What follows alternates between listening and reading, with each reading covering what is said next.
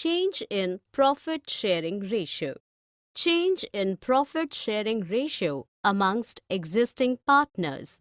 Sometimes the existing partners of a firm decide to change their already decided profit sharing ratio without any admission or retirement of a partner. For some partners, the result of this is a gain of additional share in future profits of the firm, while a loss of a part of the same for other partners. For example, X, Y, and Z were partners in a firm sharing profits in the ratios of 8:5:3. It is felt that X will no more be able to actively participate in the affairs of the firm. Hence, with effect from April 1, 2007, they decided that in future they will share the profits in the ratio of 5:6:5.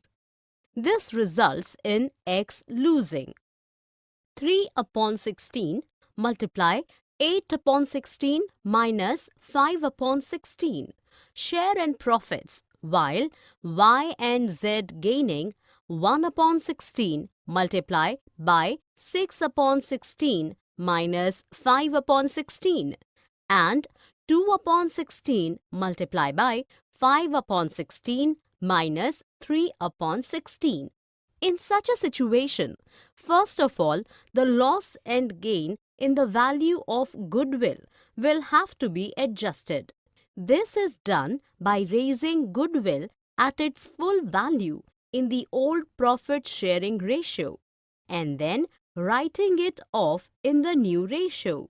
Alternatively, losing partners can be credited and gaining partners debited with amounts without goodwill account appearing in the books of accounts.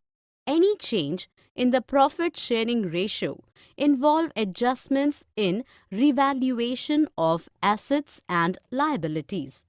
Transfer of accumulated profit and losses to partners' capital accounts in the existing profit sharing ratio and adjustment of partners' capitals as per the new profit sharing ratio.